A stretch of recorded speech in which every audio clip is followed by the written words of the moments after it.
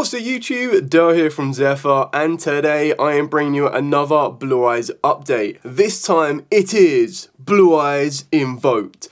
That's right, it's another very easy build deck and very cheap to do. I've kept budget in mind when I've put it together, so there will be reasons why there aren't selected cards in here that have kind of rocketed in price, mainly something like a Divine Dragon. The one big benefit that the Invoked add you that is different from some of the other builds is the Invoked kind of substitute themselves for the Primat engine. What I mean by that is your Invoked then become a new normal summon engine for the deck that leads you to monster protection in the form of an Invoked Macabre, and then on top of that as well, the one thing that a lot of people might overlook is that Alistair the Invoker being a level 4 spellcaster is insanely important, because that then becomes your new bridge. You can just turn Alistair the Invoker into the Spirit with Eyes of Blue, and straight away you have your light monster you need in order to make your Macabre, and you can then start pushing even more value from the back of it, which can also then allow you to use an additional normal summon or something like a Sage to work you into your entire Blue Eyes strategy.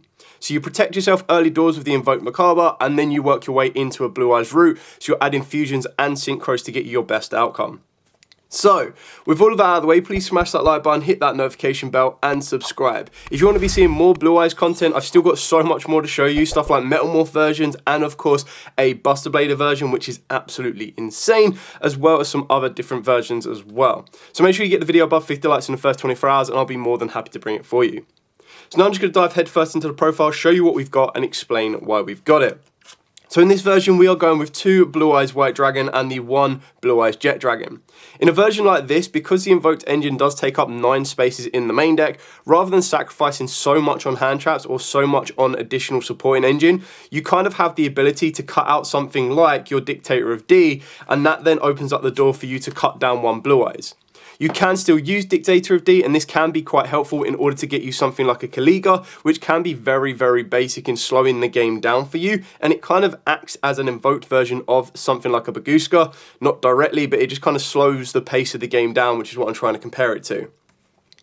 You can as well, if you want to, get rid of the Neo Kaiser Seahorse. Personally, I still quite like playing it at 1. It is just a personal option. This build is 42 cards, so you can take it out if you want. But I do quite like the option of being able to go, cool, get a Blue Eyes to the board, especially on down Kaiser Seahorse, go into a Crimson Dragon.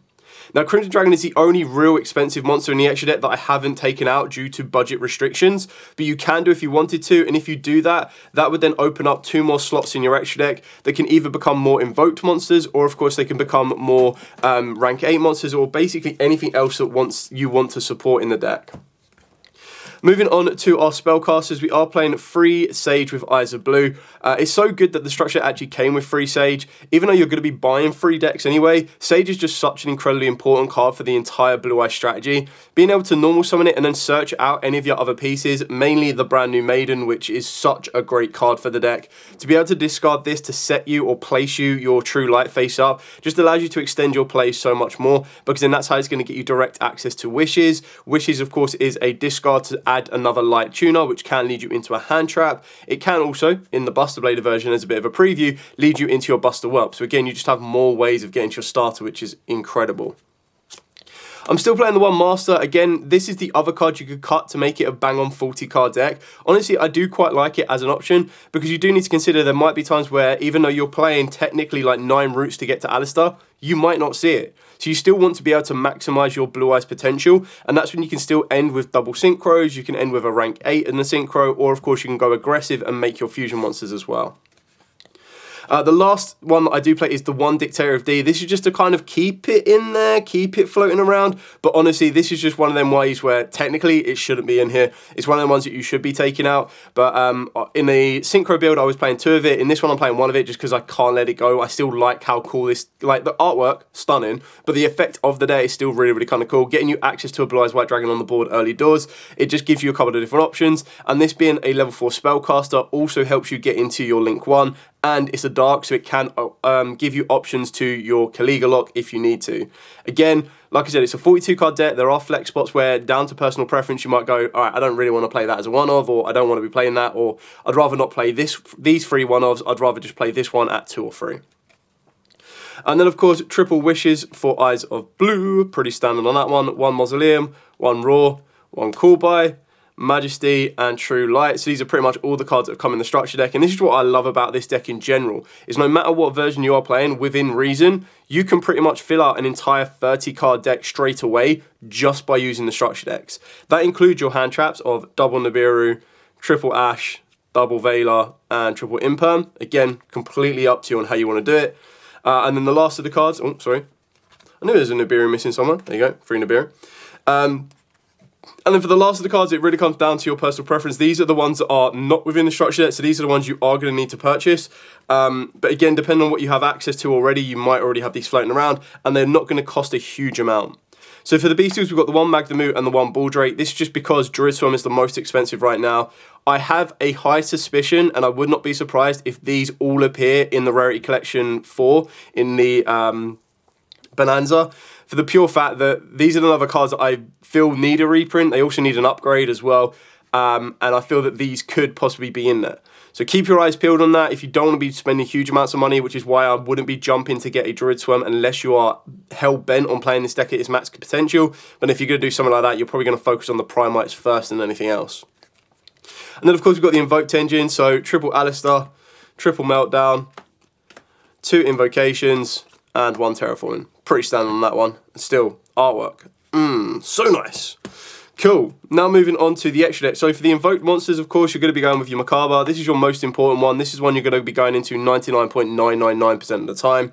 Yes, you can consider Purgatrio as well. The reason I haven't put Purgatrio in here is because I quite like the Kaliga, just to slow the game down. But honestly, if you are thinking about it and the most effective route, this should be a Purgatrio. You still play Ash Blossom, but because you don't have direct routes into getting a fire monster, but you do have direct routes to get you some dark monsters, sometimes from the extra deck, more times than not, it's going to be coming directly from the main deck in the form of the Dictator of D, or a second Alistair. If you're not playing Dictator D, then you cut this out completely. That becomes your Purgatrio, because then, of course, you'd still have your hand traps in the form of Ash Blossom. Really is up to you. That is your aggressive out. I honestly don't think the deck like this needs a Purgatrio, but I can imagine there might be these very niche scenarios where a Purgatrio comes up. The last one we've got is the Invoked. You are being able to produce fusion monsters quite easily because you do send your Neo Blue Eyes from the deck to from the extra deck to the graveyard, or basically equipped it and then send it. So you've got ways of getting a second fusion on there. And then Blue Eyes Tyrant. And then keep consider in mind, this banishes a fusion from the graveyard. Like, all of your fusions are actually insanely powerful, apart from Kaliga. So Link's pretty standard on this one. Hieratic Seals and 2 Spirits. 1 XYZ in the form of the Galaxy Eyes Photon Lord. Again, this can be subbed out for Purgatrio as well. It's just one of them flex spots that I'd rather like to have it as an option than not need it. But honestly, this should probably be Galaxy, for the pure fact that Macabre, I want to mainly focus on dealing with monsters, because I'm going to have more monsters in my deck than spells and traps. And then the Galaxy could deal with the spells. And then for the Synchros, of course, 1 Crimson Dragon. Already pretty much mentioned this, so I've gone with the one target of the Cosmic Blazar Dragon, because the other target is your Blue Eyes Spirit Ultimate. But the idea behind that is, if you don't have access to Crimson Dragon, you take both of these out, and this is when you can add in more Synchros, and some of the Synchros you could consider would be more targets to come off the back of your Spirit Dragon. So something like a Lightstorm Dragon, you can consider an SP Little Knight, you can consider a Dingirsu, you can also consider an Azure Eyes. You've got loads of different Synchros that you can kind of take into account that isn't the level 12, because this is basically coming off of the back of a Spirit Dragon. So you just sub out the targets. You'd sub out these 2 targets for more targets that are readily accessible to you. And considering Azure Eyes comes in the structure deck, the Light Dragon was a common in Supreme Darkness, which should be really easy to pick up from bulk. And then, of course, you do have stuff like Michael. You can also consider Crystal Wing if you wanted to. So you've got loads of different options to kind of adapt and add to the deck. And that's pretty much it. Now, just you've kind of got everything in one go, the idea is that, let's say, for example, you open up an Alistair. I'm not going to do like a full combo, but just to give you a bit of an idea of how it works. But let's say you open up your best 2 starters in the form of an Alistair and a Sage, okay? I'll show you a baseline of what you can kind of get. So the idea is you would normal summon your Alistair, and keep in mind Alistair can come off the back of Meltdown as well. This would grab you your Invocation. You can then turn your Alistair, as it is a level 4 spellcaster, great success, into your Spirit. Spirit would then grab you your Mausoleum. Now, keep in mind, this is all off on the fly, but this is just basically an idea to show you how easy it is to go step by step. This will get you a Mausoleum. You can now activate the Mausoleum using Spirit to send Blue Eyes. Don't worry, you're not going to banish the Blue Eyes, but you want to get the Blue Eyes into the graveyard. Send that to the graveyard. And then what you can do here is you can Spirit, tag it out to get you your Blue Eyes back. So you're now on 3 summons. Then you'd activate your invocation. You'd banish the spirit from the graveyard and the Alistair. This will then get you your Macabre. Now, you've still got Sage in your hand as your protection from Nib, but keep in mind, if you're going to be running into Nib, you're going to have 3 more cards in your hand as well. So you got the Macabre here. You then get to use Invocation to add back the Alistair, so that now guarantees your protection because you're only on 4 summons now after Macabre. So that's really, really important. So you've got that now set. So now you're in this space of freedom where you go, okay, cool. Normal summon down Sage. Sage search you out Maiden. There we go. Send Maiden. Grab you your True Light. And now again, it's entirely up to you on how you want to let this play out. So you've got 2 options. You can go True Light, set your wishes, activate the wishes, discard an Alistair, get you a spell and like an effect Veiler. But honestly, you're kind of just going around in a circle at that point. What I tend to do is I'll probably go something like this. So synchro these 2, puts the Blue Eyes in the graveyard. This then lets me get 1 Spirit Dragon. And then what I do quite like doing is I quite like going True Light. And again, if they've got a Ghost Dagger, I've got protection from it. But I go True Light, bring back Blue Eyes. This will now trigger the Maiden. Maiden comes back. Now I've got the ability to synchro again if I want to. If you have a card that could target the Maiden, you can swing it into another Blue Eyes and you want to, or you bring back Sage. But the idea is here, I can just go, cool, put these 2 together, get me into another Spirit Dragon. Now, obviously, in an ideal scenario, what you would be able to do is you'd be able to go, cool, if you've got no budget restrictions, you'd go tag out the first Spirit Dragon, get you into, well, it doesn't matter which way you do it, but you tag out the first one into the Divine Dragon. You can then tag out the second one into an Ultimateness. Skip a step there. You'd go into a Crimson Dragon. Duh. You'd put this into the Ultimateness. You'd go Crimson Dragon, put this, put yourself back, and then bring you out this. So this is what would be your ideal end board. In this particular scenario, because we don't have this, if you're trying to keep the budget down, you'd actually hold all of this for during your opponent's turn. Keeping in mind you still have 3 more cards in the hand. So you've got your Macabre to protect both of these, plus you've got Macabre to protect your end board in general. And then during your opponent's turn, what you can do is you tag this out. This can then get you into an Ultimateness.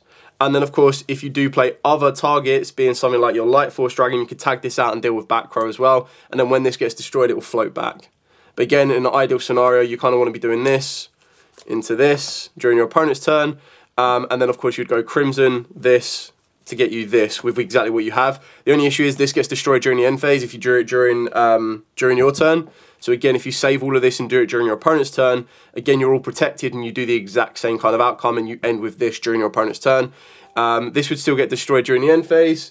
But then, of course, you'd still have your Cosmic Blazer, which you'd ideally use the effect to run away, and then it doesn't get destroyed and then come back. So loads of different kind of ways you can play this and adapt it. Still got 4 more cards in the hand. Still got Alistair to boost up the Invoked Macabre. And then during your next turn, of course, keeping in mind, during your opponent's turn, you can True Light, which will allow you to bring back your Blue Eyes. It could then bring you back your Maiden. Or, of course, you True Light, set a spell or trap, and then you've got follow-up for the next turn as well. So there's loads of different options you can kind of consider on what you're trying to build with this, which is what I just love about Blue Eyes Structure Deck. These are the type of structure decks that I think are the best we ever get. And what I mean by that is any structure deck that allows you to have creative freedom, I think are the best. I think any structure deck that is very narrow in what it tries to achieve, and very few of them are that way, aren't really, like, they're great structure decks in general, I'm not knocking them, but I feel that these are the best ones. These are the ones, especially like Fire Kings, where you're like, cool, I could play Fire King normal, I could play Fire King Tri-Brigade, I can play a different version of Fire King as well if I want to. I had like Fire King Snake Eyes when it first came out. With Blue Eyes, like I've already mentioned at the start, there's so many different versions. I've shown you the budget version, which is literally just 3 structure decks with a very small investment. The Synchro version, you've got the Inversion that involves Dragoon, which is just a personal like tech that you want to be trialing out. You've also got the Buster Blader version. You've got the Metal Morph version, just because that then adds you more starters, which then leads you into more negates, which can lead you into more Blue Eyes focus. You've then, of course, got the Invoked version, which I've just shown you. And then you've got loads of different others you can play around with. Like, Joe's even come up with an ABC version. Like, what could be more Kaiba than an ABC Blue Eyes version? Like, absolutely insane.